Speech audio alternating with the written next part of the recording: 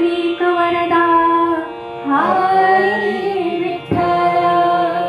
श्री ज्ञानदेव तुकाराम पंढरीनाथ महाराज की जय। नमस्कार मंडळी, आषाढी कार्तिकी वारी महामंडळ जबलपूरच्या आजच्या या कार्यक्रमात सर्व वारकरी मंडळीचे मी डॉक्टर सौ क्षमा मांडवीकर स्वागत करते। हो, मी आपल्याला वारकरी म्हणूनच संबोधित केले आहे, आपण बरोबर ऐकले। वारी म्हणजे काय हो? वारी म्हणजे महाराष्ट्रातील विविध गावांपासून सुरू होऊन पंढरपूर येथे संपणारी एक सामुदायिक पदयात्रा होय। ही वारी आषाढी आणि कार्तिक महिन्यातील शुद्ध एकादशी या दोन्ही वेळेस होते। म्हणजे वारी या शब्दाचा अर्थ यात्रा, नियमित फेरी, व्रत, येरझार असा दिला जातो। हे लक्षात घेतल्यास आपल्या उपास्य देवतेच्या, मग ती कोणतीही असो, यात्रेला जो नियमितपणे एक व्रत म्हणून जातो तो वारकरी। तर मग आजच्या काळात आषाढी कार्तिकी वारी महामंडळ जबलपूरच्या वतीने ओळख संतांची या नावाखाली जी ऑनलाईन दृश्य श्रव्य यात्रा प्रारंभ झाली आहे, ती पण एक प्रकारची वारीच नाही का? आणि मग तुम्ही आम्ही सर्व या यात्रेत भाग घेणारे वारकरी झालो नाही का?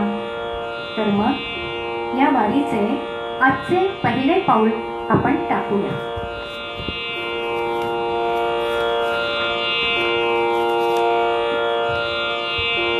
रसिक श्रोते हो, संत ज्ञानेश्वरांनी आपल्या ग्रंथांच्या सुरुवातीला शारदेला नमन करताना म्हटले आहे की जी शब्दांचा नित्य नवनवीन विलास करते, जी शब्द, भाषा, गद्य, पद्य, काव्य, गीत, आवाज, श्रुती, स्वर, सूर, तान, आलाप, गायन आदीने विश्वाला मोहून टाकते, ती चातुर्याची, अर्थाची आणि सर्व कलांची देवता आहे।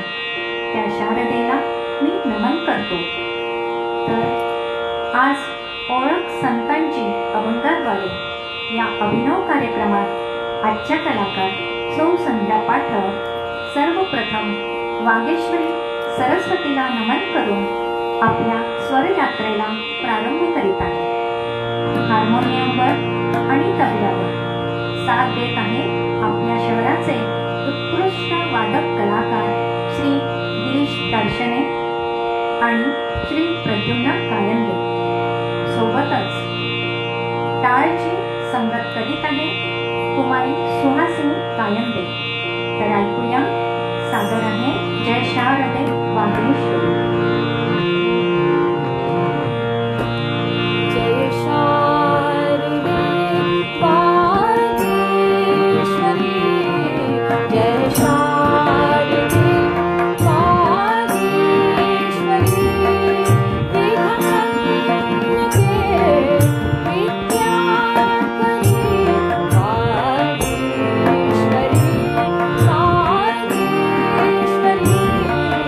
जय शारदे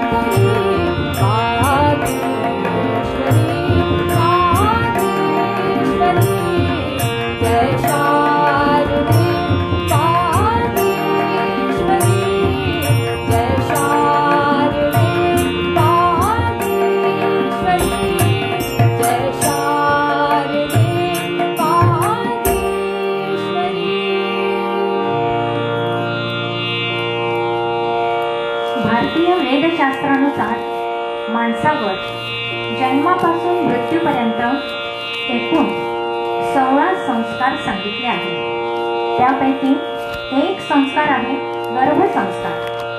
जन्माला येणारे बाळ सर्व गुण संपन्न व्हावे यासाठी गर्भसंस्कार अतिशय महत्त्वाचे ठरतात. गर्भसंस्कार हा केवळ एखादा धार्मिक विधी नसून विज्ञान आणि वैद्यकीय शास्त्राने देखील याचे महत्त्व मान्य केले आहे. या संस्काराबद्दल संत तुकाराम म्हणतात, गर्भाचे आवडी मातेचा डोहाळा, गर्भाचे आवडी मातेचा डोहाळा, तेथीचा जिव्हाळा तेथे बिंबे. म्हणजे पोटातील गर्भाची जशी आवड असते तेच डोहाळे आईला होतात, कारण त्या ठिकाणचा म्हणजे गर्भाचा स्वभाव तेथेच म्हणजे आईमध्येच प्रकट होतो. पुढे ते म्हणतात की तुका म्हणे तैसा ओतनासे ठसा, तुका म्हणे तैसा ओतनासे ठसा, अनुभव सरिसा मुखा आला. म्हणजे जो अनुभवाचा ठसा माझ्या अंतःकरणात उमटला तो माझ्या वाणीद्वारे प्रकट झाला. आता ऐकूया त्यांच्या अंतःकरणात उमटलेला आणि वाणीद्वारे प्रकट झालेला तो ठसा म्हणजे संत तुकारामांचा हा अभंग, आनंदाचे डोही आनंद तरंग.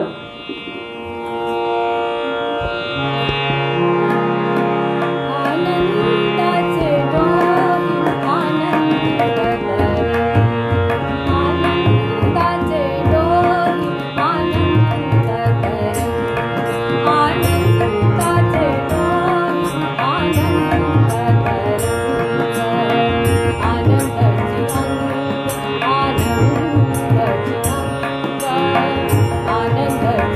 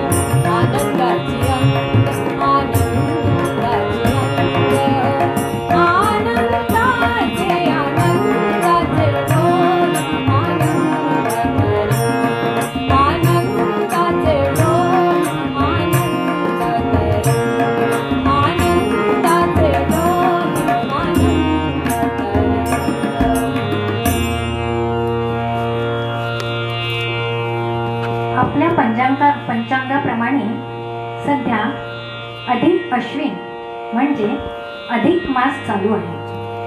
हिंदू पद्धतीचे कॅलेंडर चंद्राच्या पृथ्वीभोवती फिरण्यावर आधारलेले, तर इंग्रजी कॅलेंडर पृथ्वीच्या सूर्याभोवतीच्या भ्रमणावर आधारलेले.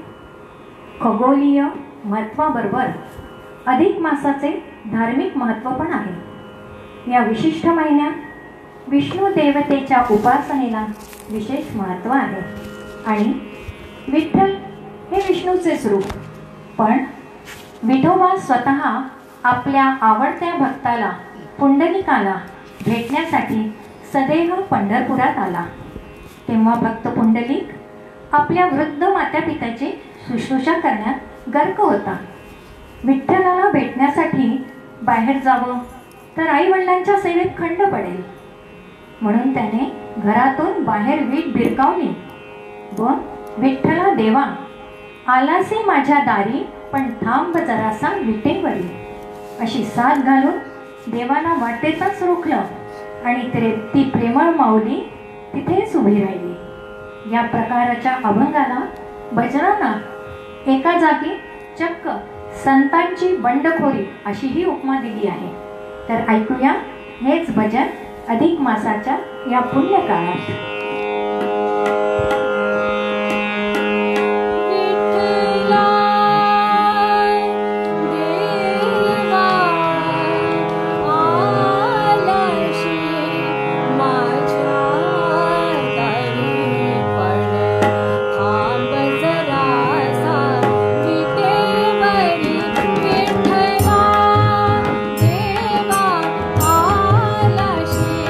माझ्या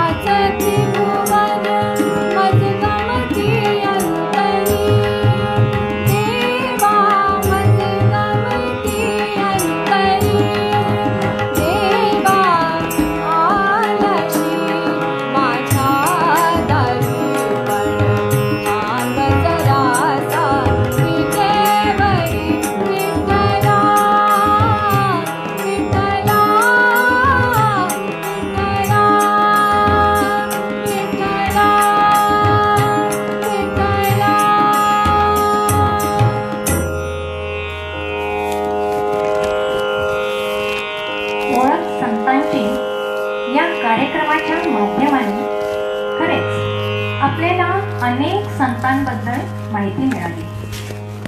साहित्यात ही माहिती आहे, पण कदाचित हा उपक्रम सुरू झाला नसता तर आपण त्यांची माहिती केव्हा वाचली असती कोण जाणे.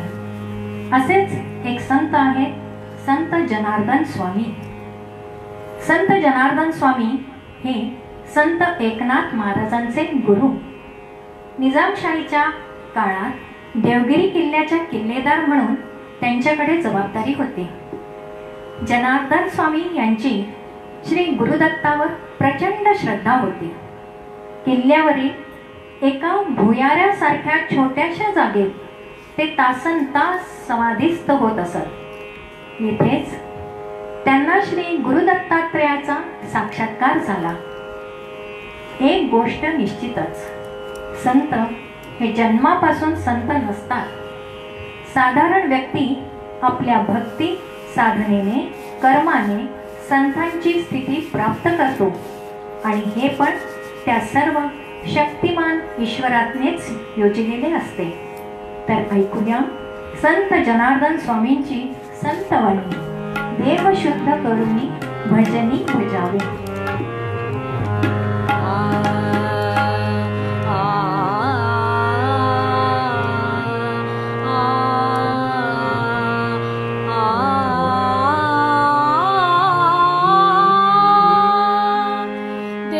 शुद्ध करुणी भजनी भजावे.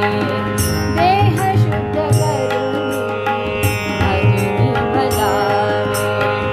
आणि कांचे नाठवावे दोष गुण. आणि कांचे नाठवावे दोष गुण. देह शुद्ध करुणी भजनी भजावे.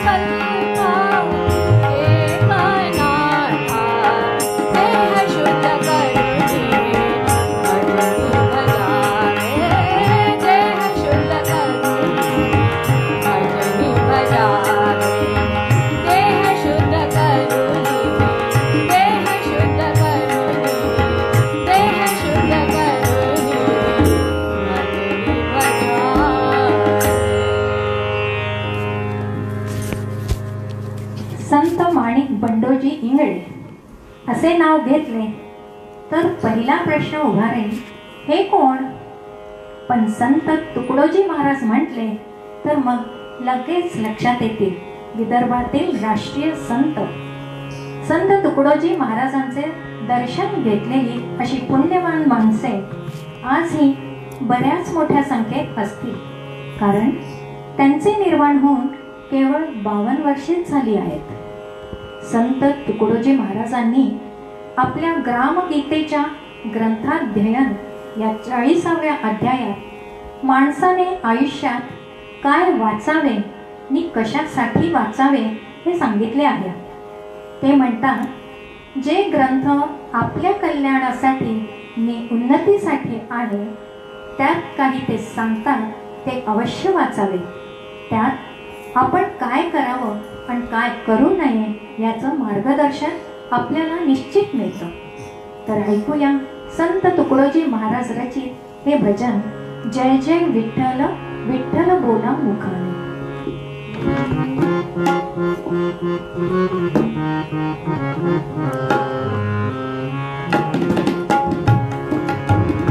जय जय विठ्ठल विठ्ठल बोला मुखाने, गोविंद गोपाळ बोला.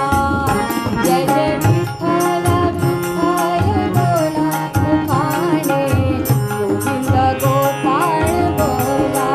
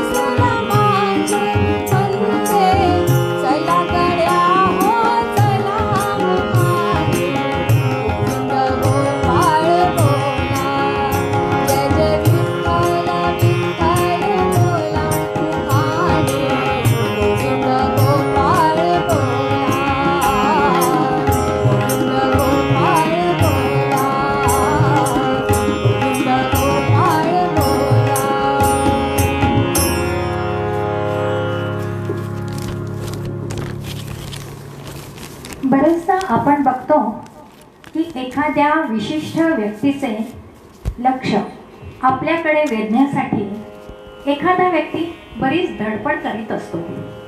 मग भक्ती मार्गावर जात असताना आपल्या प्रयत्नांना यश मिळून भगवंताने आपल्याकडे पाहावे अशी जर मनात इच्छा उत्पन्न होईल तर त्यात काय चुकीचे? पण ते सहज शक्य नसते.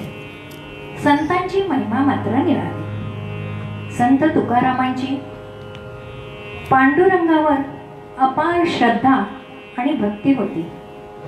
आपल्या भेटीची त्यांना लागलेली आस पाहून पांडुरंगानं त्यांच्यासाठी पुष्पक विमान पाठविले आणि त्यात बसून संत तुकाराम त्यांच्या भेटीला निघून गेले. पुंडलिकाला भेटण्यासाठी विठ्ठल सदैव पंढरपुरात आले. रामकृष्ण परमहंसांनी ठेवलेला नैवेद्य देवीने स्वतः ग्रहण केला. तर संतांची अशी बरीच उदाहरणे आपल्याला दिसतात. आता ऐकूया एका सामान्य भाविकाने भगवंताला केलेले हे निवेदन. क्षणभर उघड नयन देवा.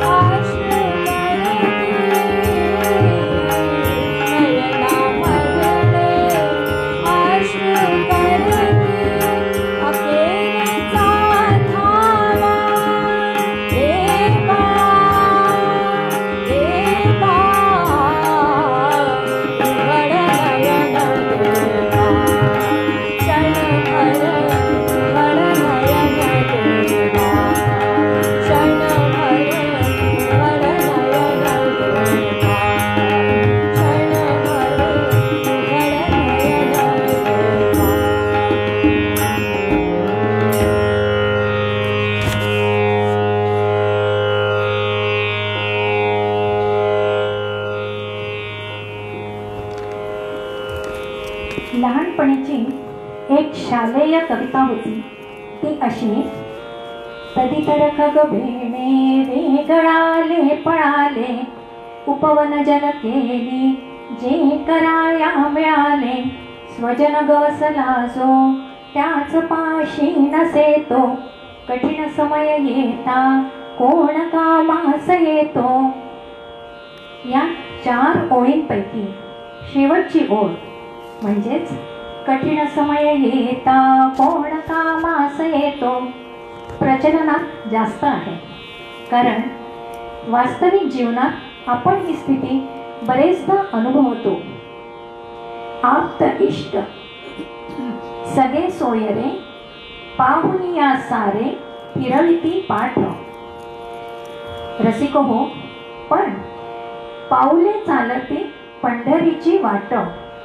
तर घेता प्रसाद श्री विठ्ठलाचा अशा दारिद्र्याचा व्हावा नायनाट. ऐकूया प्रल्हाद शिंदे यांनी गायलेले हे भक्तिगीत.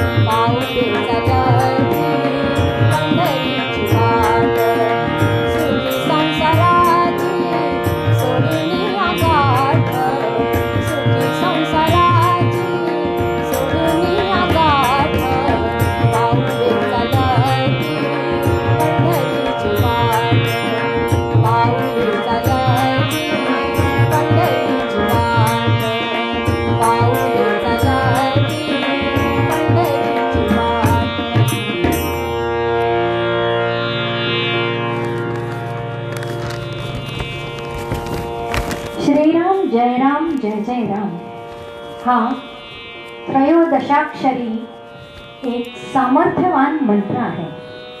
श्री समर्थ रामदास स्वामी यांनी याच मंत्राचा 13 कोटी जप करून प्रभू श्री रामचंद्रांचे प्रत्यक्ष दर्शन प्राप्त केले होते. समर्थ रामदास स्वामी मनाच्या श्लोकाद्वारे सांगतात, प्रभाते मनी राम चिंतित जावा, पुढे वैखरी राम आधी वतावा, सदाचार हा थोर सांडून येतो, जनी तो चितो मानवी धन्य होतो. जय जय रघुवीर समर्थ. तर आता ह्याच आशयाचे शांताराम नांदगावकर यांनी लिहिलेले भक्तिगीत ऐकूया. राम प्रहरी राम गाथा.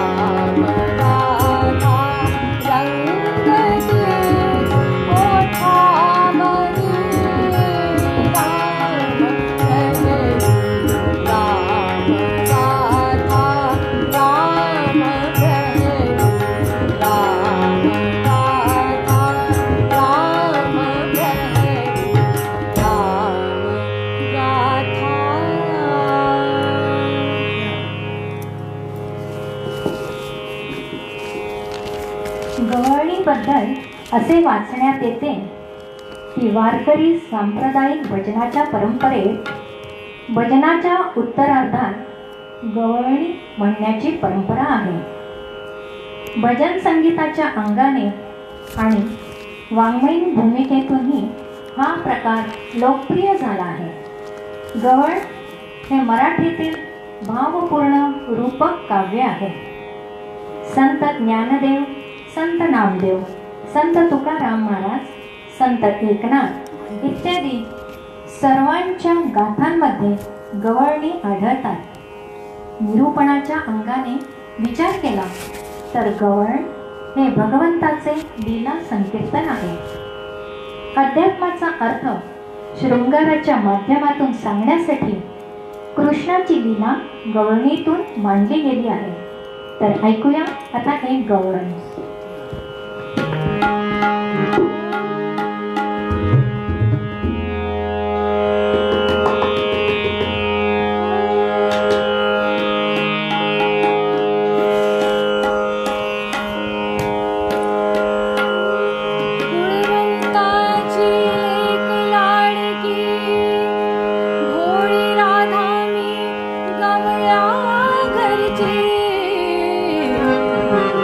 मला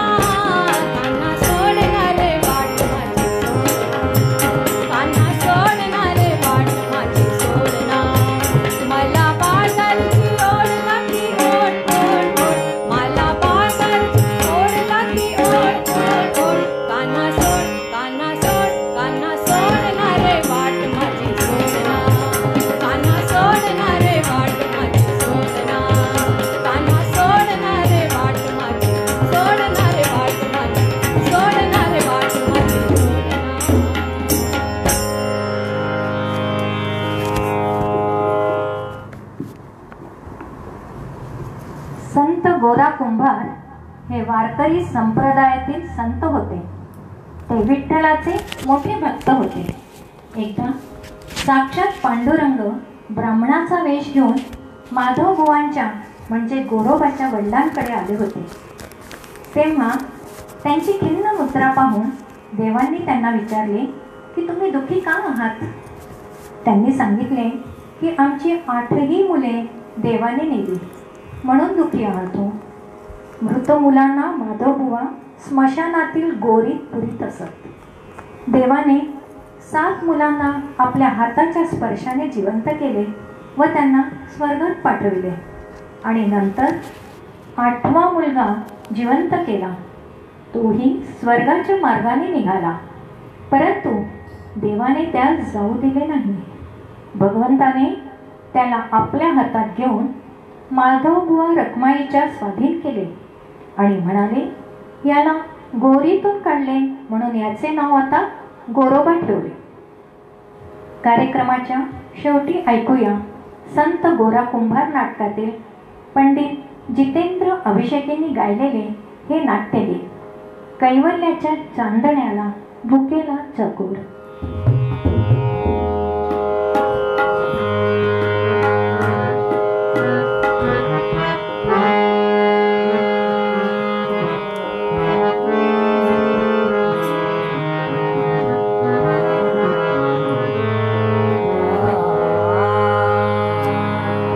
कैवल्याच्या चांदण्याला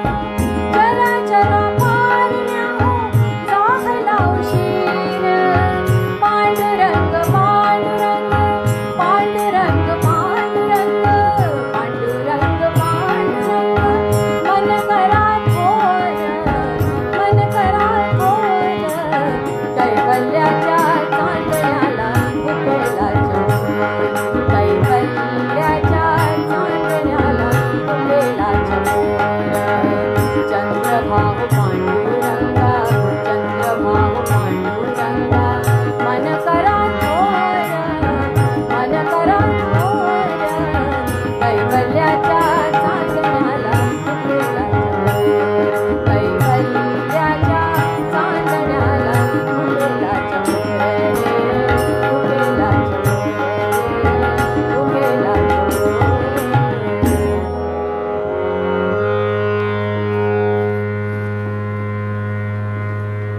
वारी महामंडळाचे खूप खूप आभार आणि कौतुकाची बाब म्हणजे वारी महामंडळाने या कोरोना काळात वेगवेगळे प्रकल्प हातात घेतले आणि ते यशस्वी पण होत आहे.